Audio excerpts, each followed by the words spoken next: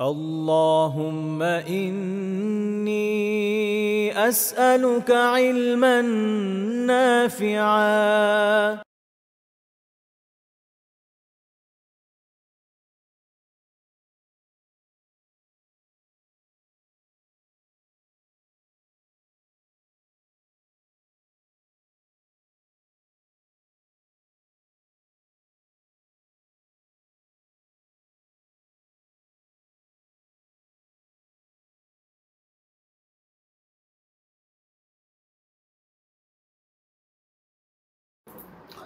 إن الحمد لله نحمده ونستعينه ونصلي على رسوله الكريم وعلى آله وصحبه أجمعين ما بعد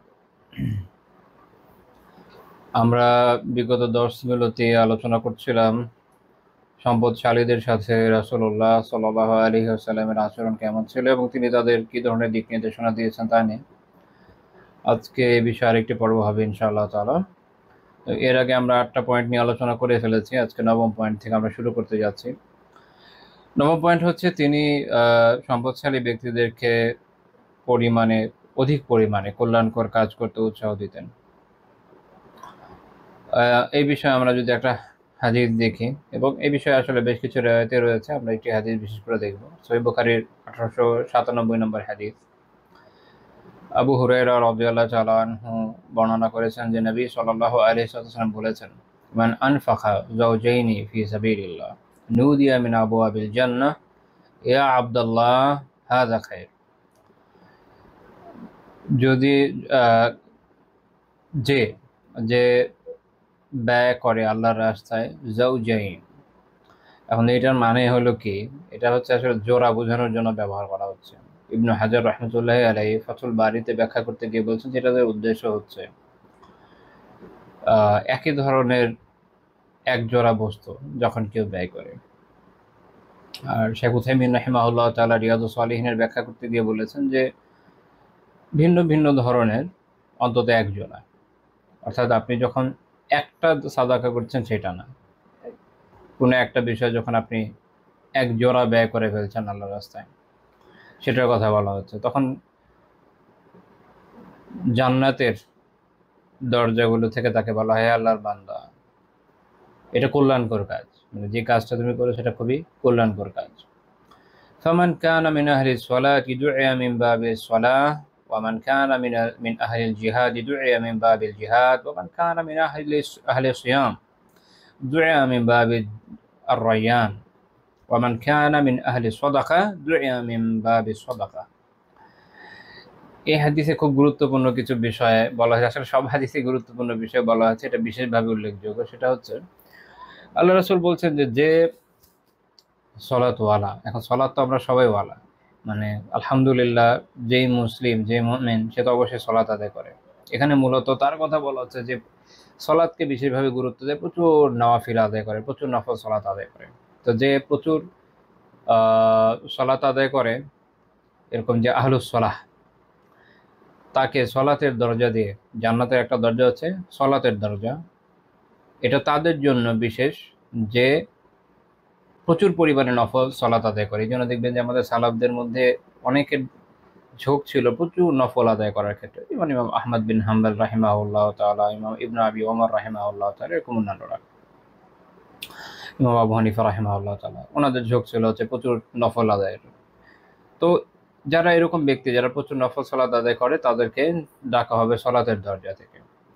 আর যারা আহলুল জিহাদ, যারা জিহাদওয়ালা, তাদেরকে জিহাদের দরজা থেকে ডাকা হবে। এটার মানে হচ্ছে এটা যে ইসলামী রাষ্ট্র যখন জিহাদে লিপ্ত হয় তখন তো তার সেনাবাহিনীর মধ্যে সবাই যায়, কিন্তু এমন অনেকে থাকে যাদের ঝোঁক হচ্ছে এটা যে বেশি বেশি নফল আমল করতে, বেশি বেশি জিহাদে যুক্ত থাকে।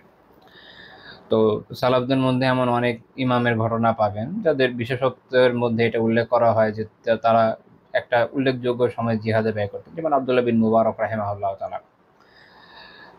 উনি, আমার যদি ভুল না হয়, অর্ধেক বছর 6 মাসের মতো বিভিন্ন ফ্রন্টে জিহাদে ব্যয় করতেন জীবনের গুরুত্বপূর্ণ এই সময়। তো এরকম যারা প্রচুর জিহাদে লিপ্ত, আর যারা আহলুস সিয়াম, প্রচুর নফল সিয়াম আদায় করে, ফরজ সিয়াম তো প্রত্যেকের উপরই ফরজ, কিন্তু যারা প্রচুর নফল সিয়াম আদায় করে তাদেরকে ডাকা হবে বাবুর রায়্যান দিয়ে। রায়্যান নামক একটা দরজা, যেটা সিয়ামওয়ালাদের জন্য বিশেষভাবে খাস। তো দেখবেন যে সালাফদের মধ্যে অনেকের উৎসাহ ছিল প্রচুর নফল সিয়াম আদায় করার। কেউ কেউ নিষিদ্ধ দিনগুলো ছাড়া টানা সিয়াম একসময় পালন করেছেন, এমন বর্ণনা পাওয়া যায়, যেমন ইমাম নাওয়াবী রাহিমাহুল্লাহ তাআলা, এরকম অনেকে ছিলেন। তো প্রত্যেক ধরনের নফল আমলেরই অধিক পরিমাণ আদায় করার পুরস্কার স্বরূপ জান্নাতের এক একটা দরজা থেকে ডাকা হবে। এবং যারা হচ্ছে আহলুস সদাকা, যারা প্রচুর সদাকা করে, তাদেরকে ডাকা হবে বাবু সদাকা থেকে, সদাকার দরজা দিয়ে। তো তাহলে এটাও একটা গুরুত্বপূর্ণ জায়গা। বর্তমান সময়ের সাপেক্ষে এটা, বিশেষ করে আমরা যেহেতু সম্পদশালীদের নিয়ে আলোচনা করছি, তাদের সাপেক্ষে এটা আরো বেশি প্রযোজ্য। কেননা হতে পারে আপনি অনেক বেশি নফল সালাত আদায় করতে পারছেন না, হতে পারে আপনি অনেক বেশি নফল সিয়াম আদায় করতে পারেন না, হতে পারে, আর এখন তো আসলে জিহাদে যুক্ত হওয়াটাও খুব কঠিন কাজ। কিন্তু সদাকা এটা তুলনামূলক সহজ, বিশেষ করে আল্লাহ তাআলা যাকে সেই সামর্থ্য দিয়েছেন যে অনেক সদাকা করতে পারে। আমি আগেও বলেছি যে সালাফদের অনেকের জীবনে আপনারা দেখবেন যে তাদের ঝোঁক একদিকে, একদম সব ক্ষেত্রে সবার এরকম না যে একটা দিকে বেশি ঝোঁক। অনেকের বর্ণনা আছে যে তারা বিভিন্ন আমল অনেক বেশি করতেন, প্রচুর সিয়াম, প্রচুর সালাত, প্রচুর সাদাকা, সব। কারণ আল্লাহ আলাম যে কোনটার ওসিলায় মাফ হয়ে যায়, আল্লাহ তাআলা ছাড়া কে জানে কোন আমল আল্লাহ কবুল করে। তো তারা সব দিকে ঝোঁক রাখতেন। যেমন ইমাম জৈনুল আবেদিন রাহিমাহুল্লাহ তাআলা প্রচুর সালাত আদায় করতেন, সিয়াম করতেন, আবার প্রচুর সাদাকা আদায় করতেন, সাদাকা দিতেন। উনি যখন মারা যান তখন যারা ওনার লাশ ধৌত করছিল, তারা ওই সময় তার ঘাড়ে, পিঠে ভার বহনের দাগ দেখে আটকে উঠেছিল। কারণ হচ্ছে যে উনি, আল্লাহ তাআলা ওনাকে যে পরিমাণ আর্থিক সামর্থ্য দিয়েছেন, উনি ভার থেকে বহন করবেন, এবং দিনে কখনো কেউ দেখেও নাই ওনাকে এই কাজ করতে। পরে জানা গিয়েছে, অনেক পরিবার জানিয়েছে যে আগে রাতে তাদের কাছে কেউ একজন খাবার বা এইসব বিভিন্ন প্রয়োজনীয় বিষয় দিয়ে যেত। উনার মৃত্যুর পর থেকে এই ধারা যখন বন্ধ হয়ে গেল, সবাই বুঝতে পারলো যে এটা আসলে উনি দিতেন, রাতের বেলা কাউকে না ডেকে নিজে থেকে দিয়ে যেতেন। ফলে ওই যে ভারটা বহন করতেন, এই কারণে ঘাড়ে পিঠে দাগ হয়ে গিয়েছিল। তো এরকম কারো কারো আল্লাহ তাআলা এই তৌফিক দিয়েছেন যে তারা সকল দিকেই চেষ্টা করেছেন সকল ধরনের আমল বেশি বেশি করতে। কিন্তু যদি সব আপনি করতে নাও পারেন, তো কোনো একটা একক দিকে বেশি পরিমাণ ঝুঁকে তো কোনো সমস্যা নেই। তো সম্পদশালীদের জন্য এটা বিশেষভাবে উৎসাহব্যঞ্জক বিষয় যে যদি আল্লাহ তাআলার মেহেরবানিতে হালাল কামাই করা হয়, উত্তমভাবে জীবনযাপন করা হয়, ফরজগুলো ঠিক মতো অন্তত আদায় করা হলো, ফরজ সালাত, ওনার বিভিন্ন ওয়াজিব আমলগুলো, আর আল্লাহ তাআলার মেহেরবানিতে যদি প্রচুর সদাকা করার তৌফিক হয়ে যায়, তো আশা আছে যে সদাকার যে দরজা জান্নাতে, সদাকার যে দরজা, হয়তো ওই দরজা দিয়ে আপনাকে ডাকা হবে। অন্তত এতটুকু তো করা উচিত। মানে অন্যান্য আমলগুলোর সুযোগ হচ্ছে না বলে এটাও কি হাতছাড়া করে দিবেন? তা তো হওয়া উচিত হবে না। বরং অন্তত এটুকু হলেও আমাদের চেষ্টা করা উচিত যে আমরা যেন এটা করতে পারি। এখন এমন কি হতে পারে যে সকল দরজা দিয়ে কাউকে ডাকা হতে পারে? হ্যাঁ, এমনও হতে পারে। কারণ এই হাদিসে আছে যে আবু বকর রাদিয়াল্লাহু তাআলা আনহু বললেন, ওয়া বিআবি আনতা ওয়া উম্মি ইয়া রাসূলুল্লাহ, হে আল্লাহর রাসূল, আপনার জন্য আমার বাবা মা কুরবান হোক। মা আলা মান দুইয়া মিন তিলকাল আবওয়াবি মিন দারুরা ফাহাল ইউদআ আহাদুম মিন তিলকাল আবওয়াবি কুল্লিহা। সবাই, কোনো একজনকে সব দরজা দিয়ে ডাকা হবে এটা তো আসলে জরুরি না, বাট এমন কেউ কি হবে যাকে সকল দরজা দিয়ে ডাকা হবে? আল্লাহ রাসূল বলেন, নাম, হ্যাঁ। ও আরজু আন তাকুনা মিনহুম, এবং আমি আশা করি যে তুমি তাদের একজন হবে। কেননা আবু বকর রাদিয়াল্লাহু তাআলা আনহুর জীবনের আমল ছিল এরকম যে তিনি সকল ধরনের আমলের মধ্যে জোর দেওয়ার চেষ্টা করতেন। এই বর্ণনা আমরা সহিহ মুসলিমে পাই। সহিহ মুসলিমের 1028 নম্বর হাদিস, আবু হুরায়রা রাদিয়াল্লাহু তাআলা আনহুর বর্ণনা যে রাসূলুল্লাহ সাল্লাল্লাহু আলাইহি ওয়াসাল্লাম একদিন বললেন যে মান আসবাহা মিনকুমুল ইয়াওমা সাইমা, আজকে তোমাদেরকে সিয়ামরত আছে। ওইদিন ফরজ সিয়াম যেহেতু ছিল না, যে নফল সিয়ামের বিষয়ে জিজ্ঞেস করছেন যে কে আজকে সিয়ামরত আছে। আবু বকর রাদিয়াল্লাহু তাআলা বলেন যে আনা, আমি। আল্লাহ রাসূল বলেন যে ফামান তাবিআ মিনকুমুল ইয়াওমা জানাজা, আজকে তোমাদের কে কোনো জানাজার অনুগমন করেছে, জানাজার পিছনে গিয়েছে, জানাজায় অংশ নিয়েছে। আবু বকর রাদিয়াল্লাহু তাআলা বলেন যে আনা, আমি। আল্লাহ রাসূল বলেন যে ফামান আতআমা মিনকুমুল ইয়াওমা মিসকিনা, তোমাদের আজকে কে কোনো মিসকিনকে খাইয়েছে? আবু বকর রাদিয়াল্লাহু তাআলা বলেন যে আনা, আমি। আল্লাহ রাসূল বলেন মান আদা মিনকুমুল ইয়াওমা মারিদা, আজকে তোমাদের কে কোনো অসুস্থ ব্যক্তিকে দেখতে গিয়েছে? আবু বকর রাদিয়াল্লাহু তাআলা বলেন যে আমি। আল্লাহ রাসূল সাল্লাল্লাহু আলাইহি ওয়াসাল্লাম বলেন যে মাজতামা'না ফি ইমরিইন ইল্লা দাখালাল জান্নাহ, এই বিষয়গুলো যার মধ্যে একত্রিত হয়েছে সে অবশ্যই জান্নাতে যাবে, সে জান্নাতে যাবে। এটা সহিহ মুসলিমের হাদিস। তো আমরা দেখছি যে আবু বকর রাদিয়াল্লাহু তাআলা আনহু ওই বৈশিষ্ট্যের অধিকারী ছিলেন যে জান্নাতের সকল দরজা দিয়ে ডাকা হবে যাদেরকে, সেরকম ব্যক্তিদের মধ্যে তিনি একজন। অবশ্যই তিনি এই উম্মার মধ্যে এই বিষয়ে অগ্রগামী, এবং এটা আবু বকর রাদিয়াল্লাহু তাআলার ফজিলতের প্রমাণ যে তিনি এই উম্মার মধ্যে সর্বোত্তম ব্যক্তি। এই হাদিস থেকে এটা বোঝা যায়। এবং আমাদের এটাও বোঝা উচিত যে আমাদের উচিত হলো সকল ধরনের নেক কাজে যথাসম্ভব প্রতিযোগিতা করা। সকল ধরনের, বেশি বেশি নফল পড়েন, বেশি বেশি সিয়াম পালন করেন, বেশি বেশি সদাকা করেন, সবগুলো করেন, কোনোটা ছেড়ে দিন না। আল্লাহ আলাম কোনটা আল্লাহ তাআলা কবুল করেন। নফল ফরজ তো আদায় করছেন, সুন্নাতে মুআক্কাদাগুলো করেন। এর পাশে যেমন ধরেন জোহরে সামনে 4 পরে 4, মোট 8 রাকাত সুন্নার হাদিস পাওয়া যায়, এটা আদায় করেন। আসরের আগে সুন্নাহগুলো আদায় করেন। সহিহ হাদিসে আছে যে সহিহুল জামেতে হাদিস আছে যে আল্লাহ রাসূল সাল্লাল্লাহু আলাইহি ওয়াসাল্লাম মাগরিবের পর থেকে নফল পড়তেন। এই জন্য উলামার সবসময় আমল আছে যে তারা এই সময় নফল পড়েন, 2 রাকাত, 4 রাকাত, 20 রাকাত, যেটা আপনার পক্ষে সম্ভব পড়েন, একদম খালি যায়েন না। একই রকমভাবে তাহিয়াতুল মসজিদ, তাহিয়াতুল ওযু, তারপরে ঈশার পরে নফল পড়া, তাহাজ্জুদ পড়া, যথাসম্ভব নফল পড়া, সলাতুদ দুহা আদায় করা, এরকম বিভিন্ন নফল আমলের মধ্যে নিজেকে যুক্ত রাখেন। এখনকার জামানা আসলে এরকম, এবং আমাদের সময়ের বরকতেরও অভাব, এটা তো অস্বীকারের সুযোগ নেই যে আমরা চাইলে অনেক বেশি নওয়াফিল আসলে ভাবে পড়ে উঠতে পারি না, বাস্তবতা এটা স্বীকার করতে হবে। কিন্তু কিছু আমল আছে যেটা আসলে আমাদের পক্ষে সম্ভব, এই জন্য আমি বললাম যে এগুলো আপনি করতে পারবেন, চেষ্টা করেন। হতে পারে যে আপনি অনেক দীর্ঘ সময় নিয়ে পড়তে পারলেন না, কি সমস্যা তাতে? অন্তত 3 তাসবিহ পড়লে সুন্নাহ আদায় হয়ে যায়। তো আপনি সংক্ষিপ্ত করে পড়েন, কি সমস্যা? কোনো সমস্যা নেই, আমল তো হয়ে যাচ্ছে। আমলের আধিক্য হচ্ছে, এটা থাকা জরুরি। একই রকমভাবে হয়তো অনেক সিয়াম পালন করতে পারছেন না, কিন্তু সোমবার বৃহস্পতিবারের সিয়াম, আইয়ামে বীজের সিয়াম, এগুলো পালন করেন, অন্যান্য যে ফজিলতের সিয়ামগুলো আছে করেন। কিন্তু যে জিনিসটা আসলে সবসময় করতে পারবেন সেটা হচ্ছে সাদাকা, অনেক অনেক সাদাকা। যার অনেক সামর্থ্য আছে সে অনেক করবে, যার অনেক সামর্থ্য নেই সে অল্প করবে, কিন্তু করবে। প্রতিদিন কিছু না কিছু সাদাকা করেন, আশা আছে যে আল্লাহ তাআলা যদি কবুল করে নেন, হয়তো সাদাকার দরজা দিয়ে আপনাকেও ডাকা হলো। আল্লাহ আমাদেরকে তৌফিক দেন। আল্লাহ আমাদেরকে ওই তৌফিক দেন যেন আমাদেরকে জান্নাতের কোনো না কোনো দরজা দিয়ে অবশ্যই ডাকা হয়। আমিন। জান্নাতে আল্লাহ তাআলা 8টা দরজা রেখেছেন। ইমাম বাইহাকী রাহিমাহুল্লাহ তাআলা সুনানুল কুবরা ওনার একটা কিতাব আছে, ওখানে হাদিস উল্লেখ করেছেন 8512 নম্বর হাদিস, সহিহ সনদে, যে ইন্নাল জান্নাতি সামানিয়াতা আবওয়াব, জান্নাতে 8টা দরজা আছে। সুবহানাল্লাহ। তো আল্লাহ তাআলা যদি তৌফিক দেয় কোনো না কোনো দরজা দিয়ে যেন আমাদের ডাকা হয়, এই তো করি। আচ্ছা, তাহলে এটা আমরা জানলাম এই পয়েন্টটা, যে তাদেরকে অধিক পরিমাণে কল্যাণকর কাজে নির্দেশ দিতেন। অর্থাৎ বিষয়টা এরকম না যে একটা কাজের না, সবগুলো যেন বেশি বেশি করেন এই উৎসাহ দিয়েছেন আল্লাহ রাসূল সাল্লাল্লাহু আলাইহি ওয়াসাল্লাম। তবে হ্যাঁ, সবগুলো যদি নাও হয় অন্তত একটা যেন আমরা একটু বেশি জোর দিই। সেটা হচ্ছে, আমি বিশেষভাবে এই জন্য আলোচনা করলাম যে সালাফদের মধ্যে আমি নাম বলে বলে উল্লেখের চেষ্টা করেছি আলহামদুলিল্লাহ, যে অন্তত সালাফদের জীবন থেকে আমরা এটা শিখেছি, সব না হলেও কোনো না কোনোটাতে যেন আমরা বেশি প্রাধান্য দিই, আর সবগুলোতেই ব্যালেন্সের সাথে কিছু না কিছু আমল আসলে করা যায়। আল্লাহ আমাদের তৌফিক দেন। 10 নম্বর পয়েন্ট, যে তিনি তাদেরকে আল্লাহর সাথে লাভজনক বাণিজ্য উৎসাহিত করতেন। আল্লাহ তাআলার সাথে বাণিজ্য, আল্লাহ তাআলার সাথে ব্যবসায় দুনিয়ার সবচেয়ে লাভজনক ব্যবসা নয় কি?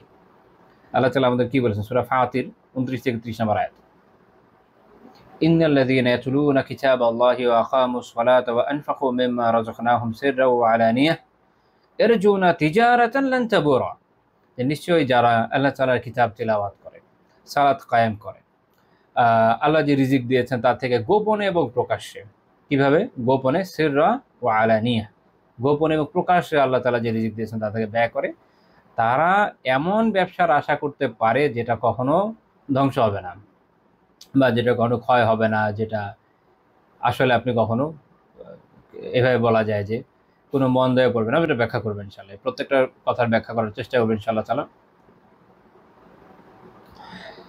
লা ইলাহা ইল্লাল্লাহ। এবং এক তো হচ্ছে যে এটা এই ব্যবসায় কোনো লস নাই, ধ্বংস হবে না সেই ব্যবসা। বৈশিষ্ট্যগুলো দেখেন, আল্লাহ তাআলার কিতাব তিলাওয়াত, সালাত কায়েম, এবং আল্লাহ তাআলার দেয়া রিজিক থেকে গোপনে এবং প্রকাশ্যে ব্যয়। তিনটা খুব গুরুত্বপূর্ণ বৈশিষ্ট্য, কিন্তু তিনটা খুবই গুরুত্বপূর্ণ বৈশিষ্ট্য। লিওয়াফিয়াহুম উজুরাহুম ওয়া ইয়াজিদাহুম মিন ফাদলিহি ইন্নাহু গফুরুন শাকুর। এটা যাতে আল্লাহ তাআলা তাদেরকে তাদের পূর্ণ প্রতিফল দান করেন। লিওয়াফিয়াহুম উজুরাহুম, তাদের যে প্রতিফল এটা পরিপূর্ণরূপে দান করেন, এখানে কোনো কমতি আসবে না। ওয়া ইয়াজিদাহুম মিন ফাদলিহি, এবং তিনি তার অনুগ্রহে আরো বাড়িয়ে দেন। আল্লাহ তাআলা এক তো হচ্ছে বান্দার আমলের প্রতিফল কমান না, নষ্ট করেন না, দ্বিতীয়ত হচ্ছে তিনি বরং আরো বাড়িয়ে দেয়, এটা তার মেহেরবানি। এজন্য এরপর আল্লাহ বলছেন ইন্নাহু গাফুরুন শাকুর, একটা হচ্ছে যে তিনি হচ্ছে অত্যন্ত ক্ষমাশীল। এটা বলার কারণ হলো যে আমাদের যে বিভিন্ন দোষ ত্রুটি পাপ রয়েছে এগুলোর কারণে, এবং আমাদের যে আমলের যে কমতি রয়েছে এটার কারণে প্রতিদান তো কম হওয়া অস্বাভাবিক না, তাই না? ধরেন আপনি কোনো একটা ব্যবসায় যাচ্ছেন, আপনি যে প্রোডাক্ট নিয়ে হাজির হয়েছেন আপনার প্রোডাক্টের মধ্যে সমস্যা আছে। ফর এক্সাম্পল, আপনি ধরেন একটা বই বিক্রি করবেন, তো বইয়ের মধ্যে কোনো একটা অনেকগুলো পৃষ্ঠা নাই। আচ্ছা, এখন এই বইটা যখন আপনি বিক্রি করতে যাবেন, এটার দাম যদি ৫০০ টাকা হয়, ৫০০ টাকা তো সেল দিতে পারবেন না। আপনাকে ডিসকাউন্ট দিয়ে হয়েও যদি সেল করতে চান বলতে হবে যে ভাই এটার মধ্যে এই নাই, যদি নিতে চান অনেক কমে নিতে হবে। আপনি যদি কমেও দেন আমি দিয়ে দিব, স্বাভাবিক, আমি তো বেচতে পারবো না এটা। তা আমাদের আমলগুলোর মধ্যে এরকম যখন ত্রুটি থাকে তখন চিন্তা করেন যে ওইটার বিনিময়ে আমরা যে একদম পূর্ণরূপে আজর বা সওয়াব আশা করব, এটার কারণ হলো এই যে আল্লাহ তাআলা গাফুর, তিনি ক্ষমাশীল, অত্যন্ত ক্ষমাশীল। এটা আধিক্য বোঝায় এই শব্দটা। এই যে ওজন, এই যে এটাকে বাংলায় কি বলবো, ওজনই বলা যায়। মানে আরবির যে শব্দগুলো, এগুলো কিছু শব্দের ছাঁচ আছে যার উপর গঠিত হয়। তো এগুলো আছে আধিক্য সূচক কিছু ছাঁচ। তো আল্লাহ তাআলা অত্যন্ত ক্ষমাশীল, এই কারণে তিনি আমাদের এই ত্রুটিগুলো মাফ করে দিয়ে আমাদের আমলকে পূর্ণ প্রতিদান দেন। এক, দুই নম্বর হচ্ছে খালি পূর্ণ দেন না, আরো বাড়িয়ে দেন, কেননা তিনি শাকুর। শাকুর হলেন তিনি যিনি বান্দার যে গুণ, এটা গুণগ্রাহী অত্যন্ত। তাতে তুমি যতটুকু চেষ্টা করেছো আমি তার থেকে আরো বেশি দিব। আল্লাহ তাআলার সাথে মিসাল দেওয়ার জন্য না, স্বাভাবিক ক্ষেত্রে যদি চিন্তা করেন, দুনিয়ার ক্ষেত্রে কি হয় যে ধরেন কোনো দুর্দণ্ড প্রতাপশালী বাদশার কেউ একজন খুব অনুগত প্রজা, সে তাকে তার জন্য কোনো একটা কাজ করেছে, কাজ যেমনই হোক, যে অনেক মহানুভব বাদশার বৈশিষ্ট্য হচ্ছে যে তাকে যখন পুরস্কার দেয় হয়তো তাকে অনেক দামি কিছু দিয়ে দিল, সোনার হার দিয়ে দিল, একটা হীরার নেকলেস, এনিথিং, অনেক দামি কিছু দিয়ে দিচ্ছে, আসলে তো সে পরিমাণ কাজ করে নাই। তো এটা মহানুভবতা বোঝায় যে সে হচ্ছে তার যে গুণ, এর গুণের গুণগ্রাহী। তা আল্লাহ তাআলা তাহলে চিন্তা করেন, তিনি তো কুল কায়নাতের স্রষ্টা, তিনি তো রাজাধিরাজ শাহেনশাহ, তো তিনি হচ্ছেন শাকুর, এই জন্য তিনি অনেক অনেক বাড়ায় দেন। খালি দেন মানে এই যে ত্রুটিপূর্ণ আমল, ত্রুটি মাফ করে কবুল তো করেনি, অনেক অনেক বাড়ায় দিচ্ছে। তে হচ্ছে আল্লাহ আল্লাহ আল্লাহ আকবার। তো আমরা আবার আগের পয়েন্টে আসি, কারণ পরের একটা আমি জাস্ট প্রয়োজনের সাপেক্ষে আলোচনা করলাম না, তো মূল আমাদের আলোচনা হচ্ছে সূরা ফাতিরের 29 নম্বর আয়াতে। আলহামদুলিল্লাহ। এখানে আল্লাহ তাআলা যেটা বলছেন যে এই যে আল্লাহ তাআলার সাথে লাভজনক ব্যবসা, এটার জন্য এটা কারা করছে? ইন্নাল্লাযীনা ইয়াতলুনা কিতাবাল্লাহ, যারা আল্লাহ তাআলার কিতাব তেলাওয়াত করে। তেলাওয়াত মানে কি খালি বসে বসে পড়ে এরকম না, বিষয়টা কিন্তু খালি পড়ার মধ্যে সীমাবদ্ধ। এই জন্য শেখ সাদি রাহিমাহুল্লাহ তাআলা তার তাফসীর সাদিতে বলছেন, অর্থাৎ ইত্তাবিউনাহু ফি আওয়ামিরিহি, সে এই কিতাবের যে আদেশ এগুলো অনুসরণ করে এবং তা পালন করে। এবং আমি শর্টলি বলে যাই আর কি, কারণ সব জায়গায় আসলে প্রয়োজন নাই যে এবারত বসে বসে পড়ার, এটা আপনারা বই দেখলে পেয়ে যাবেন ইনশাল্লাহ। তো আল্লাহ তাআলা যে আদেশ এটা অনুসরণ করে, তা পালন করে। এখানে যে নিষেধাজ্ঞা আছে এটাকে কি করে, এটাকে পরিহার করে। এবং আল্লাহ তাআলা কিতাবে যে সংবাদ সমূহ এসছে সেগুলোকে তারা বিশ্বাস করে। ফায়ুসাদ্দিকুনাহা ওয়া ইয়াতাকিদুনাহা, দুইটা জিনিস, এগুলোকে সত্যায়ন করে। কোরআনে এসছে তো সত্য কথা, শেষ। এখানে একটা আকীদার গুরুত্বপূর্ণ বিষয় দেখবেন, সেটা হচ্ছে যে প্রাচীন যে বিষয় বা যে কোনো ঐতিহাসিক ইস্যু হোক, এই হোক ওই হোক, কোরআন আমাদেরকে যা বলছে সেটা হচ্ছে আমাদের জ্ঞানের প্রাইমারি সোর্স। ওয়েস্টার্ন যে একাডেমিশিয়া, এটা না।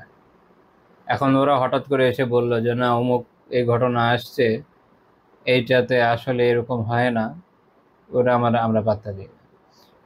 কারণ ওরা যেটা বলছে এটা হচ্ছে তাদের ধারণা প্রসূত বিষয়, ধারণার উপর বেস করে ওরা। কোরআন সত্য, কোরআন আমাদেরকে বলছে যে এই বিষয় এরকম, বা শেষ।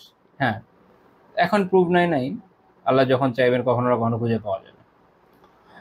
এমন অনেক বিষয় ছিল যেগুলো যখন কোরআন নাজিল হয় তখনকার আরব জনগোষ্ঠীর জন্য মানাও কষ্টকর ছিল, কারণ তারা জীবনে এগুলোর কথা শুনেই নাই, এমন কিছুর কথা শুনেই নাই, বলবে কোত্থেকে।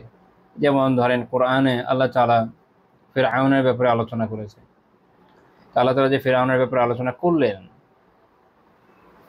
আপনারা হয়তো জানেন যে এই ফারাওদের যে বংশ এটা বিলুপ্ত হয়ে গেছে অনেক আগে, আলেকজান্ডারের সময়।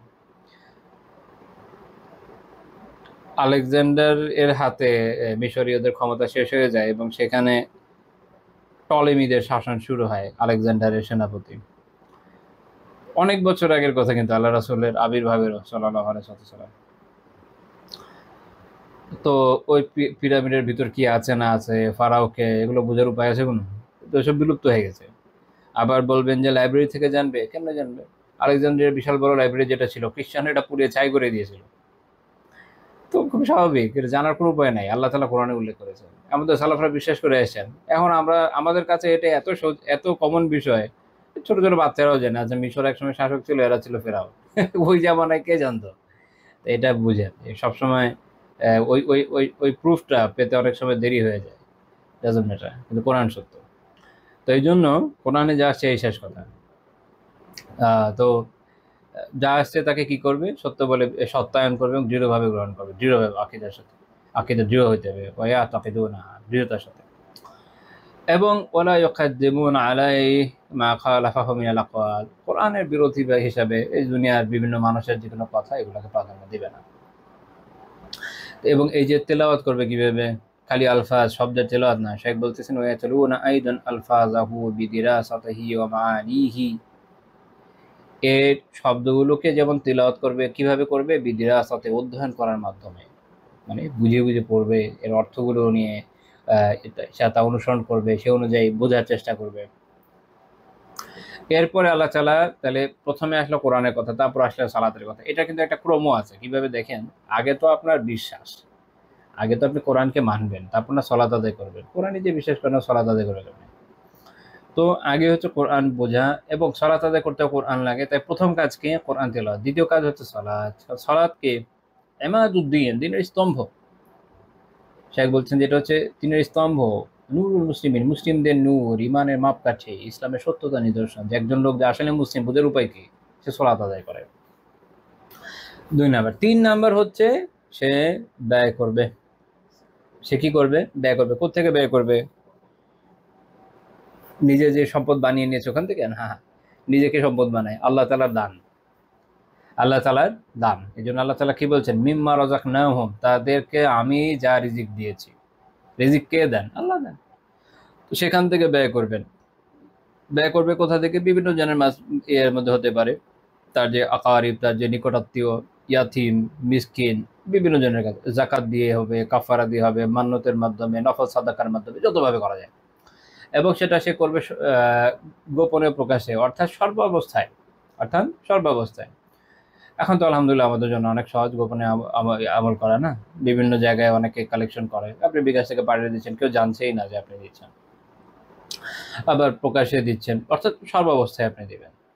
এবং এটা যে করছে ইয়ারজুন, এর মাধ্যমে সে এই আশা করবে কি? তিজারাতান, এমন একটা ব্যবসার, লান তাবুরা, যেটা কখনো তাবুর হবে না, মানে হচ্ছে এটা মন্দা আসবে না, নষ্ট হবে না। দুইটা বিষয় বুঝেন, এই জন্য আমি বলছি এটা ব্যাখ্যা করব, এই শব্দটার ব্যাখ্যা করব। ব্যবসাতে কখনো কি হয় জানেন? মন্দা হয়। আপনি দোকান খুলে বসে আছেন, বা আপনার প্রতিষ্ঠান নিয়ে আপনি বসে আছেন, কাস্টমার নাই, আপনি সেল করতে পারছেন না, প্রোডাক্ট আছে, সব আছে, আপনার ইনভেস্টমেন্ট আছে, বহু টাকা দিয়ে আপনি বিশাল বড় একটা প্রতিষ্ঠান দিয়েছেন বা একটা ইন্ডাস্ট্রি দাঁড় করিয়েছেন, অথচ মানুষ প্রোডাক্ট কিনছে না, হয় না? এটা কিন্তু হয়। তো দেখেন, এটা যে আল্লাহ তাআলার দান, মানুষ বুঝে না। কত এমন ব্যক্তিত্ব আছে যে অনেক অনেক টাকার ইনভেস্টমেন্ট করে একসময় ধরা খেয়ে পড়ে আছে। এমন না যে প্রোডাক্ট যেটা ওটা বাজারে সেল হওয়ার মতো না, খুব ভালো প্রোডাক্ট, প্রোডাক্ট ভালো, ইনভেস্টমেন্ট ভালো, ভালো মার্কেটিং পলিসি ভালো, এভরিথিং ইজ ওকে, বাট কাস্টমাররা কিনছে না, কাস্টমাররা কিনছে না। যখন কিনে না তখন তার ওটার মধ্যে মন্দা পড়ে যায়। আরেকটা কি হতে পারে, নষ্ট হয়ে যেতে পারে, প্রোডাক্ট নষ্ট হয়ে যেতে পারে, ব্যবসা নষ্ট হয়ে যেতে পারে, এনিথিং, যে কোনো কিছু হতে পারে। অর্থাৎ ব্যবসায় আপনি দুইভাবে মূলত ক্ষতিগ্রস্ত হন, হতে পারে আপনি মন্দায় পড়লেন বা আপনার প্রোডাক্ট নষ্ট হলো বা ব্যবসায় নষ্ট হয়ে গেল, অনেক বড় লস খেয়ে গেলেন। আল্লাহ তাআলার সাথে যে ব্যবসা, এটা কোনো লস নাই, এটা কোনো মন্দা নাই, একদম সবসময় চলবে, সবসময় চলমান, সবসময় লাভের উপর থাকবেন, আপনি কখনো ক্ষতিগ্রস্ত হবেন না। কারণ কি, কারণ এটা এমন একটা ব্যবসা যেটা হচ্ছে সবচেয়ে মহান, সর্বোত্তম, সবচেয়ে উত্তম ব্যবসা, তাই না? এবং এই ব্যবসার ফল কি আসলে? আল্লাহ তাআলার সন্তুষ্টি লাভ করা, প্রচুর সওয়াব লাভ করা, আল্লাহ তাআলার অসন্তুষ্টি থেকে বেঁচে যাওয়া, তার শাস্তি থেকে মুক্তি পাওয়া। হ্যাঁ, এবং এটার জন্য আপনার থাকতে হবে ইখলাস, কারণ ইখলাস না থাকলে দূষিত নিয়ত দিয়ে কোনো সুবিধা হবে না।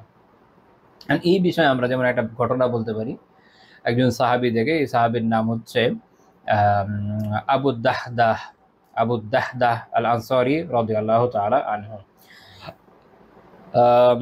এমডিতে যদি আপনি এটা অনুবাদ করতে যান, মানে হচ্ছে দাহদাহ এর বাবা। এখন ওনার আসল নাম কি আল্লাহু আ'লাম। যারা সাহাবীদের জীবনীকার, ওনার নাম পান নাই। ইমাম ইবনে হাজার রাহমাতুল্লাহি আলাইহি আল ইসাবা ফি তাময়িজ সাহাবা, ওনার একটা কিতাব আছে সাহাবীদের জীবনী নিয়ে, সংক্ষিপ্ত, মানে সংক্ষেপেই এক একজনের জীবনী আছে, ওভারঅল একটা ইন্ডেক্সের মতো। ওখানে উনি ওনার জীবনী উল্লেখ করেছেন ৯,৮৬৭ নম্বর বর্ণনাকার সাহাবী হিসাবে, এবং উনি বলছেন তিনি আছেন হালিফুল্লাহ, আনসারীদের মিত্র ছিলেন। এবং ইমাম আবু ওমর রাহিমাহুল্লাহ তাআলার বক্তব্য উল্লেখ করেছেন যে লাম আকিফ আলা ইসমিহি ওয়ালা নাসাবিহি আকসারা মিন আন্নাহু মিনাল আনসার হালিফুল্লাহ। উনি বলছে যে আমি ওনার নামও পাইনি, ওনার নাসাব, ওনার বংশনামও পাইনি, উনি মূলত আনসারদের মিত্র ছিলেন। এবং ইমাম বাগাবী রাহিমাহুল্লাহ বলছেন যে আবু দাহদাহ আল আনসারী রাদিয়াল্লাহু তাআলা আনহু, ওনার থেকে খুব বেশি বর্ণনা নাই একদমই। ওনার বর্ণনা ইমাম আহমদ, ইমাম বাগাবী এবং ইমাম হাকিম রাহিমাহুল্লাহ তাআলা ওনাদের স্বীয় কিতাবে উল্লেখ করেছেন। এই ভূমিকা বললাম এটা বোঝার জন্য। এক তো হচ্ছে যে ওনারে আপনারা হয়তো চিনবেন না, মানে এত সাহাবী, সবার কথা তো মানুষ তো কমন সাহাবীদের নামও জানে না। তো মাঝে মাঝে এই জন্য চেষ্টা করে বলে দিতে আছে যে ইনি হচ্ছেন ইনি। আলহামদুলিল্লাহ। তো একজন সাহাবীকে চিনলেন, আবু দাহদাহ আল আনসারী রাদিয়াল্লাহু তাআলা আনহু। বাট আনসারী হলেও উনি অ্যাকচুয়ালি আনসারী বলতে মদিনার যে আউস এবং খাজরাজ বড় দুইটা গোত্র, এই দুই গোত্রের কোনো লোক উনি ছিলেন না। মদিনাবাসী হিসাবে আনসারী, মূলত আনসারদের উনি হালিফ বা মিত্র ছিলেন। এবং এখান থেকে এটাও বুঝে নেন উনি আসলে দরিদ্র লোক ছিলেন। ওই আমলে সাধারণত এরকম মিত্র হিসাবে যারা ওই বিভিন্ন অঞ্চলে থাকতো তারা ইউজুয়ালি দরিদ্র হতো। তাহলে আমরা পরে যে হাদিস বলবো এটাতে বুঝতে সহজ হবে। আহমদ রাহিমাহুল্লাহ বর্ণনা করেন, আনাস রাদিয়াল্লাহু তাআলা থেকে বর্ণিত যে একজন ব্যক্তি, আচ্ছা এখানে একটা গুরুত্বপূর্ণ বিষয়, আবু দাহদাহ রাদিয়াল্লাহু তাআলা এই যে কথাটা বললাম, মানে এটা একটা ভুল কথা বলে ফেলেছি, এটা এখান থেকে আমি এখনই প্রত্যাবর্তন করছি। সেটা হচ্ছে উনি দরিদ্র, এটা এরকম না, মানে উনার অনেক সম্পদ ছিল এরকম না, এটা বোঝানোর জন্য আমি বলতে গিয়ে এটা আমার স্লিপ-আউট। কিন্তু মনে রাখেন যে উনার একটা বাগান ছিল। এখন এটা নিয়ে ঘটনা, সেটা আমি উল্লেখ করবো। আচ্ছা, তো আনাস রাদিয়াল্লাহু বর্ণনা করছেন যে কোনো একজন ব্যক্তি যিনি আল্লাহ রাসূলকে বললেন যে তিনি একটা দেয়াল নির্মাণ করতে যাচ্ছেন, এবং সেই দেয়ালের মধ্যে পড়ছে হচ্ছে একটা খেজুর গাছ অন্য একজন ব্যক্তির। তো তিনি আল্লাহ রাসূলের কাছে অনুরোধ করলেন যে তাকে বলেন যে তিনি যেন খেজুর গাছটা দিয়ে দেয়, ওনাকে যেন খেজুর গাছটা দিয়ে দেয়, তাহলে উনি এই জায়গায় দেওয়ালটা নির্মাণ করতে পারেন। শেখ আহমদ আল বান্না সাআতি রাহিমাহুল্লাহ তাআলা মুসনাদ আহমদের উপর ওনার একটা আছে তারচিব, এবং এটা একটা ব্যাখ্যা আছে আল ফাথুর রাব্বানি তারচিব মুস্তাদিল ইমাম আহমদ বিন হাম্বল আশ-শাইবানি রাহিমাহুল্লাহ তাআলা। ওখানে উনি বলছেন যে যাহিরু আন্না সাহিবাল জিদার কানা ফাকিরা লা ইস্তাদিউ আন ইয়াদফা মিম্মান আন-নাখলাতা লিযালিকা আমরা সাল্লাল্লাহু আলাইহি ওয়াসাল্লাম সাহিবান নাখলা আয়াতরুকাহা আলাহু বিনাখলাতিন ফিল জান্নাহ। ব্যাখ্যাটা পরে বলবো না, এখান থেকে এটুকু বুঝেন যে উনি এখানে বলছেন যে এটা বাহ্যিকভাবে বোঝা যায় যে যিনি দেয়াল নির্মাণ করতে যাচ্ছেন তিনি ওইভাবে দরিদ্র ছিলেন, তার ওই সামর্থ্য ছিল না বলে তিনি আল্লাহ রাসূলের কাছে এসেছিলেন। এটুকু মাথায় রাখেন, পরেরটুকু আমি পরে ব্যাখ্যা করছি।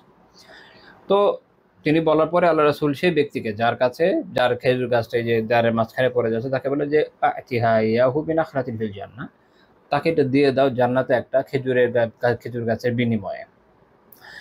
তো এই জন্য শেখ আহমদ আল বান্না উনি ব্যাখ্যা করছেন যে আহ, যেহেতু উনি এই সাহাবী দরিদ্র ছিলেন, তাই রাসূলুল্লাহ সাল্লাল্লাহু আলাইহি ওয়াসাল্লাম তার জন্য ওই ব্যক্তিকে এই অফারটা করেছেন যে তিনি যদি এই খেজুর গাছটা দিয়ে দেন তাহলে এর বিনিময়ে আল্লাহ তাআলা তাকে জান্নাতে একটা কি দিবেন, খেজুর গাছ দিবেন।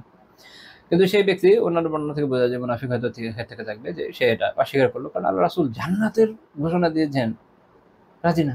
আস্তাগফিরুল্লাহ। তখন আবু দাহদা রাদিয়াল্লাহু আনহু আসলেন। তো ওনার একটা বাগান ছিল। তো তিনি বললেন যে তুমি এক কাজ করো, তুমি এই খেজুর গাছটা আমাকে দিয়ে দাও আমার বাগানের বিপরীতে, আমি বাগান দিয়ে দিচ্ছি তোমার। আর জান্নাতের তুলনায় নিজের স্থাবর সব সম্পত্তি আসলে কিছু না, তাই না? তো যখন তো সেই লোক খুশি হয়ে গেছে। দেখেন মানে মুনাফিক না হলে কেউ এই কথা বলে যে একটা খেজুর গাছের বিনিময়ে আল্লাহ তাআলা জান্নাত দিয়ে দিচ্ছেন। আর জান্নাতে একটা খেজুর গাছ মানে কি জান্নাতে পাওয়া? তো তার বদলে এসে দুনিয়ার বাগানকে প্রাধান্য দিচ্ছে, আল্লাহ তাআলা হেফাজত করেন, আমিন। তো দিয়ে দিল। তো তিনি যখন এসে আল্লাহ রাসূলকে বললেন, আবু দাহদা রাদিয়াল্লাহু তাআলা, যে আল্লাহ রাসূল আমি এটা নিয়ে নিয়েছি। তাহলে রাসূল সাল্লাল্লাহু আলাইহি ওয়াসাল্লাম তাকে বললেন যে তাহলে এটা তাকে দিয়ে দাও। তিনি দিয়ে দিলেন। তখন আল্লাহ রাসূল বললেন যে খাম মিন আযকিন রাদাহিন লি আবি দাহদাহি ফিল জান্নাহ। জান্নাতে আবু দাহদার জন্য কত না এরকম পত্র পল্লবিত ফুলের বিশাল খেজুর গাছ রয়েছে। অর্থাৎ তার জন্য বিশাল বিশাল প্রতিদানের ঘোষণা আল্লাহ রাসূল জানায় দিলেন। আনাস রাদিয়াল্লাহু বলেন যে কালাহা মিরারা, তিনি কয়েকবারই কথাটা বললেন। আবু দাহদা রাদিয়াল্লাহু আনহু এরপর গেলেন, গিয়ে তার বাগানে গিয়ে ওখানে তার স্ত্রী সহই তিনি থাকতেন। তিনি উম্মু দাহদা ওনার স্ত্রীকে বললেন যে তুমি বের হয়ে আসো, কারণ এইটা আমি, উনি বলছেন যে ইন্নী ক্বাদ বিতুহু বিনাখলাতিন ফিল জান্নাহ, জান্নাতের একটা খেজুর গাছের বিনিময়ে আমি এটা বিক্রি করে দিয়েছি। তো উনিও বললেন যে রবিহাল বাই, এ তো খুব মানে চমৎকার ব্যবসা, একদম কি বলবো, লাভজনক ব্যবসা, অত্যন্ত লাভজনক ব্যবসা। মানে উনি স্ত্রীও এরকম ছিলেন। মনে আছে গতদিন আমি মাসালা বলেছিলাম যে এভাবে নিজে সব দান করার মাসালা কখন করা যায়, আমরা এই জায়গায় দেখছি যে এটা ফিট করে। তো এর মাধ্যমে তিনি এটা দিয়ে দিলেন, সুবহানাল্লাহ। এটা মুসনাদ আহমদের ১২,৪৮২ নম্বর হাদিস। শেখ শোয়েব রাহিমাহুল্লাহ সনদকে ইমাম মুসলিম রাহিমাহুল্লাহ শর্ত অনুযায়ী সহিহ বলেছেন। এই হাদিস থেকে আমরা কি শিখলাম? সেটা হচ্ছে যে আল্লাহর রাস্তায় সাদাকা করার বেনিফিট আমরা দেখলাম যে এক হচ্ছে এটা সবচাইতে লাভজনক ব্যবসা অবশ্যই, এবং রাসূলুল্লাহ সাল্লাল্লাহু আলাইহি ওয়াসাল্লাম যেভাবে উৎসাহ দিয়েছেন সেই উৎসাহ থেকে উদ্দীপ্ত হয়ে সাহাবীরা তার উপর আমল করেছেন। আবু দাহদা রাদিয়াল্লাহু তাআলা আনহুর ব্যাপারে আর বর্ণিত নয় যে ওনার আর খুব বড়সড় কোনো সম্পদ ছিল, এমন আর বর্ণনা পাওয়া যায় না। আলহামদুলিল্লাহ। ওনার সম্পদ বলতে একটা ভালো খেজুরের বাগান হয়তো থেকে থাকবে, তিনি সেটা কি করলেন, আল্লাহ তাআলার সন্তুষ্টির জন্য জান্নাতের আশায় আল্লাহর রাস্তায় দান করে দিলেন। এখান থেকে আমাদের শেখা উচিত। আমরা হয়তো এত উদার হৃদয় হতে পারবো না, যেটাকে বাংলায় বলে আসলে এটাকে বলতে পারেন যে সিংহ হৃদয়, তো আসলে এটাই। তো ওটা হয়তো হতে পারবো না, কিন্তু অন্তত যতটুকু আমাদের পক্ষে সম্ভব আমরা যেন জান্নাতের জন্য করতে পারি, আল্লাহ সেই তৌফিক দান করেন, আমিন। যাদেরকে আল্লাহ তাআলা সামর্থ্য দিয়েছে তাদের শিক্ষা নেওয়া উচিত যে দুনিয়ার জীবন আসলে সংক্ষিপ্ত, কিন্তু আল্লাহ তাআলার সাথে যদি আপনি ব্যবসা করতে পারেন তাহলে মনে রাখেন এই ব্যবসায় কোনো লস নাই, এই ব্যবসায় অবশ্যই আপনি সফল হবেন। 11 নম্বর পয়েন্ট, ধনাঢ্য ব্যবসায়ীদের সাদাকা করতে তিনি উৎসাহিত করতেন। আগে তো আমরা কল্যাণকর কাজের কথা বললাম, স্পেসিফিকলি সাদাকার এই বিষয়টা গুরুত্বপূর্ণ। এটা আমি কেন গুরুত্বপূর্ণ এই পয়েন্ট এবং এর পরের পয়েন্ট থেকে আমরা একটু ভালো বুঝবো ইনশাআল্লাহ তাআলা। দুইটা পয়েন্ট কোরিলেটেড। ইমাম তিরমিজি রাহিমাহুল্লাহ তাআলা বর্ণনা করেন কায়েস বিন আবি গরাজা রাদিয়াল্লাহু তাআলা আনহু থেকে, তিনি বলেন যে একদিন রাসূলুল্লাহ সাল্লাল্লাহু আলাইহি ওয়াসাল্লাম ওনাদের কাছে আসলেন। উনি ব্যবসায়ী ছিলেন। উনি বলছেন যে নাহনু নুসাম্মা আস-সামাসিরা, আমরা সামাসিরা নামে আমাদেরকে নামকরণ করেছে। আমাদের বলা হতো কি সামাসিরা। সামাসিরা মানে হচ্ছে মূলত ব্রোকার, দালাল, বাংলায় বলে কি দালাল। তো এই নামটা ইমাম খাত্তাবী রাহিমাহুল্লাহ বলছেন যে এটা হচ্ছে ইসমুন আজামিয়ুন, এটা একটা অনারব শব্দ, আরবি শব্দ না। মূলত ওই সময় ব্যবসা ওই অঞ্চলে, মদিনাতে, এই অঞ্চলগুলোতে কুরাইশদের ব্যাপারে আমরা জানি তারা ব্যবসায়ী ছিলেন, কিন্তু মদিনাতে সাহাবীরা ওনারা কৃষিজীবী ছিলেন বেশি, খেজুরের গাছের আবাদ করতেন। তো অনারবরা ওখানে ব্যবসা করতে অনেক বেশি, তো তাদেরকে নাম দেওয়া হয়েছিল। তো আল্লাহ রাসূল প্রথমে নামকে চেঞ্জ করে দিলেন, আরবিতে নামকরণ করলেন, বলেন ইয়া মাশারাত তুজ্জার, হে ব্যবসায়ীরা। তাজির মানে মূলত ব্যবসায়ী, তুজ্জার দিয়ে বোঝানো হচ্ছে যারা প্রচুর ব্যবসা করে, এরা হে ব্যবসায়ীরা।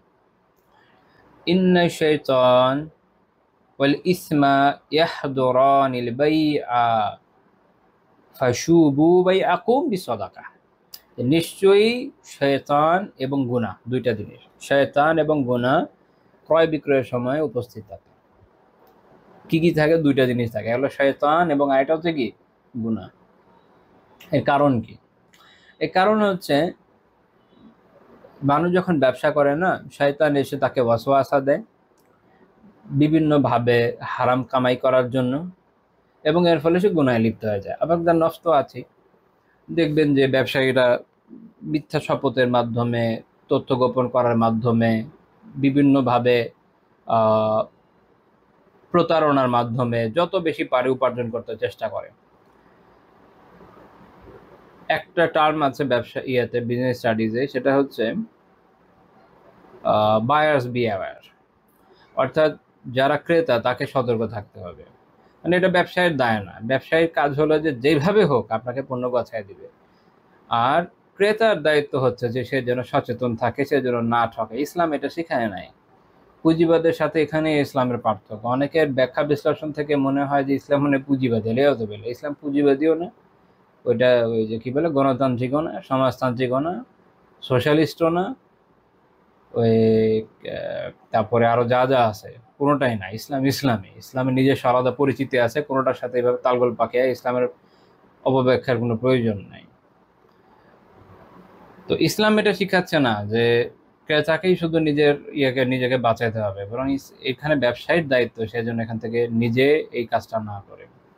তো যেহেতু ব্যবসার মধ্যে ক্রয় বিক্রয়ের সময় কি হয়, শয়তান এবং গুনাহ অবস্থিত, আল্লাহ রাসূল বলেন যে কাজে তোমরা তোমাদের যে বিক্রি এটার সাথে সদাকাকে যুক্ত করে নাও। কিকে যুক্ত করে নেবে? সদাকাকে। এবং তিরমিজি রাহিমাহুল্লাহ হাদিসটি উল্লেখ করেছেন, 1208 নম্বর হাদিস, উনি হাসান সহিহ বলেছেন হাদিসকে।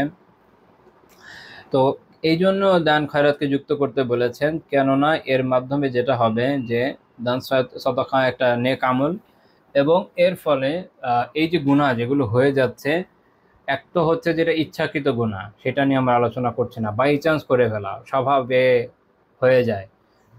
তো এই ধরনের ত্রুটি বা অনেক সময় খেয়াল থাকে না, বিভিন্ন কারণে যে ত্রুটিগুলো আছে এগুলো যেন মাফ হয়ে যায়, কারণ আমরা জানি যে নেক আমল বদ আমলকে দূর করে দেয়। আমরা এরপর এটা নিয়ে আলোচনা করবো ইনশাআল্লাহ তাআলা, যে ইচ্ছাকৃত করে ভাবে করাগুলো কি ধরনের গুনাহ, এটা নিয়ে আমরা পরে আলোচনা করবো। তো এই জন্য এটা মুস্তাহাব ব্যবসায়ীদের জন্য, আল্লাহ তাআলা যাদেরকে ব্যবসার তৌফিক দিয়েছেন তাদের জন্য মুস্তাহাব। তবে ওই সময় ব্যবসায়ীদের নিয়ে বললেও আধুনিক ফুকাহারা আলাপ আলোচনা করার সময় এটাকে সাধারণত চাকরিজীবী থেকে শুরু করে সবার সাথে যুক্ত করেন, কারণ বর্তমান সময়ে সবারই উপার্জনের মধ্যে বিভিন্ন ধরনের সমস্যা আছে। তো যথাসম্ভব সদাকাকে যুক্ত করে নেওয়াটা কি মুস্তাহাব। এই জন্য একদম সাম্প্রতিক সময়ে খুব প্রসিদ্ধ ফকির ডক্টর ওয়াহাব জুহাইলি রাহিমাহুল্লাহ তাআলা, শাফি ফিকহের বড় আলেম ছিলেন, ওনার কিতাব আল ফিকহুল ইসলামী ওয়া আদিল্লাতুহুতে বলছেন যে কাসরাতু সাদাকাত ইউনদাবু লিত্তাজিরি। উনি বলছেন যে ব্যবসায়ীদের জন্য প্রচুর সাদাকা করা মুস্তাহাব, ব্যবসায়ীদের জন্য প্রচুর সাদাকা করা মুস্তাহাব। কেন? উনি ব্যাখ্যা করছেন, কাসরাতু তাসাদ্দুকি তাকফীরান লিমা ইয়াকাউ ফীহি মিন হালাফিন আও গাশশিন আও কিতমানি আইবিন আও গাবনিন ফি সি'রি আও সুই খুলুকিন আ নাহওয়ি যালিক। উনি অনেকগুলো ত্রুটির কথা বলেছেন, কারণ প্রচুর সাদাকা দ্বারা সে এটা তার কাফারা হয়ে যাবে, মাফের ব্যবস্থা হয়ে যাবে। কিস থেকে? যেমন সে যে মিথ্যা শপথ করে, সে যে যদি প্রতারণা করে, সে যদি কোনো পণ্যের ত্রুটিকে গোপন করে, অতিরিক্ত মূল্য লাভ করে, বেশি প্রফিট করে আর কি, যেটা আসলে এক ধরনের জুলুম। যাই হোক, যদিও আমাদের দেশে সাধারণ মানুষ তো বাদ দেন, আমি আন্তরিক দুঃখের সাথে বলছি যে যারা ইসলামী টাইপের ব্যবসায়ী আছে তারা এই ত্রুটি দিয়ে অনেক বেশি আক্রান্ত। যাই হোক, তারপর তার খারাপ আচরণ, এরকম অন্যান্য বিষয় যেগুলো আছে, শেখ রাহিমাহুল্লাহ তাআলা বলছেন যে এই যে বিভিন্ন গুনাহগুলো আছে এগুলোর দ্বারা হয়তো কাফারা হয়ে যাবে, মাফ হয়ে যাবে। এই জন্য ব্যবসায়ীদের জন্য প্রচুর সাদাকা করা কি মুস্তাহাব, মনে রাখেন, প্রচুর প্রচুর সাদাকা করা মুস্তাহাব। এরপরের পয়েন্ট হলো যে আসলে পরের পয়েন্ট তার পরের পয়েন্ট দুইটাই কোরিলেটেড করতে বলতে পারেন 11 নম্বর পয়েন্টের সাথে। 12 নম্বর পয়েন্ট যে তিনি ব্যবসায়ীদেরকে সৎ কাজের আদেশ দিতেন, অসৎ কাজ থেকে নিষেধ করতেন। সুনান তিরমিজি 1210 নম্বর হাদিসে, একটু পরেই, আগের হাদিসে একটু পরে, যেখানে রিফা রাদিয়াল্লাহু তাআলা থেকে বর্ণিত আছে যে নবী সাল্লাল্লাহু আলাইহি ওয়াসাল্লাম একদিন বের হয়ে ওই দেখলেন যে সবাই ব্যবসা কেনাবেচায় লিপ্ত। উনি বলেন, ইয়া মাশারাত তুজ্জার, হে ব্যবসায়ীরা। তিনি যখন এভাবে তাদেরকে ডাকলেন, ব্যবসায়ীরা তারা মাথা উঁচিয়ে তার দিকে তাকালো। তিনি বললেন যে ইন্নাত তুজ্জারা, খেয়াল করেন, ইন্নাত তুজ্জারা ইউবআসুনা ইয়াওমাল কিয়ামা ফুজ্জারা, ইল্লা মান ইত্তাকাল্লাহ ওয়া বাররা ওয়া সাদাকা। যে যারা ব্যবসায়ী, যারা এরকম ব্যবসায়ী, তারা কিয়ামতের দিন অত্যন্ত পাপিষ্ঠ, ফুজ্জার, অত্যন্ত পাপিষ্ঠ অবস্থায় পুনরুত্থিত হবে। ব্যতিক্রম হলো সে, ব্যতিক্রম আছে না, ব্যতিক্রম হলো সে যে আল্লাহকে ভয় করে, নেক কাজ করে এবং সাদাকা করে এবং সত্য বলে, এটা হতে পারে। তো এটা এটা হচ্ছে খুব গুরুত্বপূর্ণ বিষয়।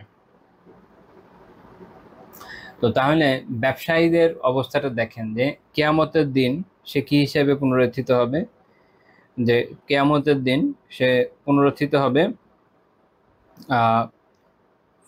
ফুজ্জার হিসাবে, অত্যন্ত পাপিষ্ঠ হিসাবে।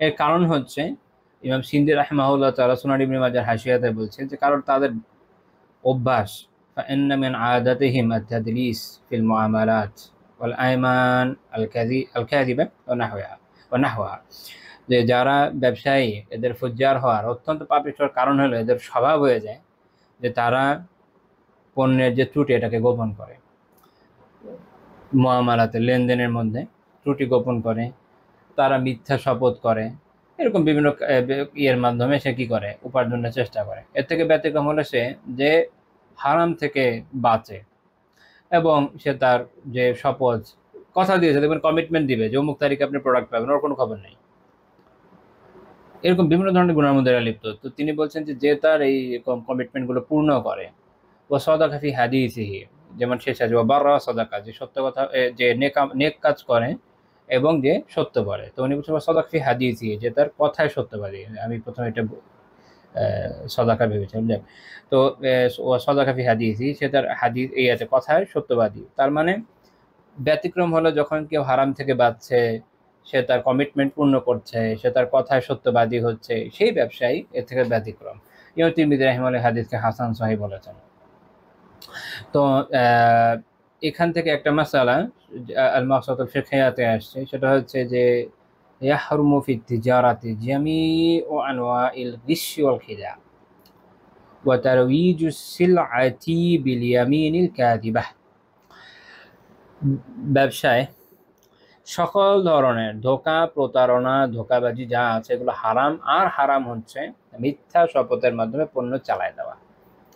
হ্যাঁ ভাই এটা খুবই ভালো, আরে বলেন নাই, সেই কসম আল্লাহর, আরো কত কথাবার্তা বলেন, এগুলো বলে একটা ফালতু প্রোডাক্ট চালিয়ে দিচ্ছে। তো এইভাবে সে কি করছে, সে ভাবছে যে আমি কিছু উপার্জন করে নিচ্ছি, কিন্তু এইটা আসলে আল্লাহর কাছে কোনো ভ্যালু রাখে না, কারণ আখিরাতের ফল ভালো হবে না।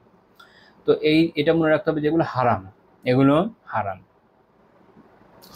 আচ্ছা, তো আল্লাহ রাসূল সাল্লাল্লাহু আলাইহি ওয়াসাল্লাম এই জন্য ব্যবসায়ীদেরকে সতর্ক করে দিলেন। মানে বিষয়টা এরকম না যে তোমাদের খালি সম্পদ আছে, খালি কামাও কামাও, এরকম না যেমন ইয়াহুদরা মনে করে যে এমনি পারো কামাও, না। বরং মনে রাখতে হবে যে ব্যবসায়ীদের জন্য সতর্কবাণী হচ্ছে যে তাদের কিয়ামতে ফাসিক ফাজির হয়ে ওঠার সম্ভাবনা আছে যদি না আল্লাহকে ভয় করে, যদি না নেক কাজ করে, যদি না সত্যবাদী হয়। আল্লাহ তাআলা আমাদের বোঝার এবং আমলের তৌফিক দেন, আমিন।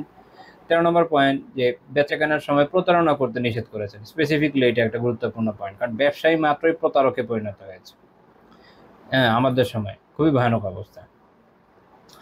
সহিহ মুসলিমের একদম শুরুর দিকে 102 নম্বর হাদিস, আবু হুরায়রা রাদিয়াল্লাহু আনহু বর্ণনা করেন যে রাসূলুল্লাহ সাল্লাল্লাহু আলাইহি ওয়াসাল্লাম একদিন যাচ্ছিলেন, তখন একজন স্তূপীকৃত তার খাদ্যশস্যের পাশ দিয়ে যাচ্ছিলেন এক ব্যক্তির সুব্রাতিত খাদ্যশস্য একদম স্তূপ করে রাখা। তো আল্লাহ রাসূল সাল্লাল্লাহু আলাইহি ওয়াসাল্লাম এটা দেখে সন্দেহ হয়েছে, উনি ভিতরে হাত দিয়েছেন। হাত দেওয়ার পরে তিনি হাতের মধ্যে আর্দ্রতা অনুভব করেছেন, যে হাত ভেজা আসছে, মানে ভিতরে ধরেন গব জম যেটাই হোক না কেন ভেজা। তো এই ভেজাটা নিচে রেখেছে আর যেটা ভালো সেটা উপরে রেখেছে। তো তিনি বললেন যে মা হাদা ইয়া সাহিবাত তাআম, হে খাদ্যশস্যের মালিক, এটা কি? তো এই হাদিস থেকে শেখ উসাইমিন রাহিমাহুল্লাহ তাআলা মাসালা ইস্তিনবাত করেছেন যে এটা বোঝা গেল যে যে ক্রেতা তার জন্য এটা বৈধ যে এটার কোনো ত্রুটি আছে কিনা পণ্যের, এটা খোঁজা যায়, সে দেখতে পারে, কোনো সমস্যা নেই। তারপরে হচ্ছে যে সে ওটাকে যাচাই বাছাই করতে পারে, জিজ্ঞেস করতে পারে, আবার নিজে থেকে যাচাই বাছাই করতে পারে। 3 নাম্বার পয়েন্ট হলো যে কেউ যদি কারোর ব্যাপারে স্পষ্ট না জানে যে তার অ্যাকচুয়াল নাম কি, তো সে তার প্রফেশনের দিকে সম্পৃক্ত করে ডাকতে পারে, কোনো সমস্যা নেই। যে বলো না ইঞ্জিনিয়ার সাহেব, ডাক্তার সাহেব, নো প্রবলেম। তো সে বললো যে বৃষ্টি হয়েছে, বৃষ্টিতে যেটা হচ্ছে এগুলো ভিজে গেছে।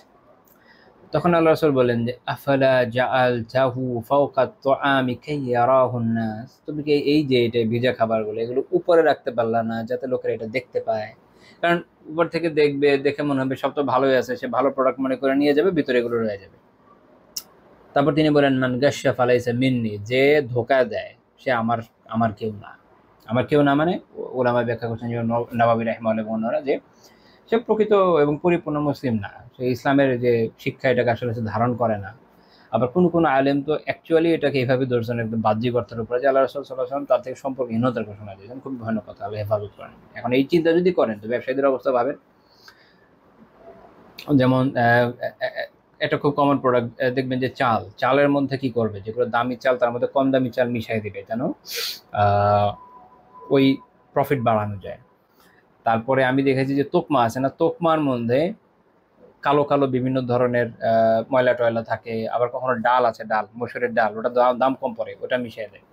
এরকম বিভিন্ন ধরনের জিনিস মেলাওয়াট করে, ভেজাল দেওয়ার চেষ্টা করে, কেন? যে প্রফিট বাড়ানোর জন্য। কি লাভ? আখেরাতে ধ্বংস ছাড়া তো আর কিছু না। এবং এটা থেকে আম খাস কেউ মুক্ত না। এমন না যে একটা লোকের মাশাআল্লাহ খুব লেবাসি দেখে গেলেন, তারপর গিয়ে তার থেকে খুব ভালো প্রোডাক্ট পেয়ে যাবেন, এটা সম্ভাবনা আসলে কমই। বরং এরকমও হয়েছে যে এই ধরনের লোকের ক্ষেত্রে মানে ইচ্ছাকৃত ভাবেই তুলনামূলক নিম্নমানের পণ্য আপনাকে করছে, যেরকম বিভিন্ন ধরনের কাজ এরা মানুষ করে থাকে। দুঃখিত, অ্যালার্জিটা একটু বেড়ে গেছে। যাই হোক, তো এই এই হচ্ছে সমস্যা। তার মানে হচ্ছে যে এটা আপনার দায়িত্ব যে আপনি প্রোডাক্টের ত্রুটি বলে দিবেন, ধোকাবাজি করে এটা চালানোর চেষ্টা করবেন না। এবং এটা মনে রাখেন, এটা বিশাল কাজ, এটা এক ধরনের জিহাদের মতো, যে কারো পকেটে সম্ভব না।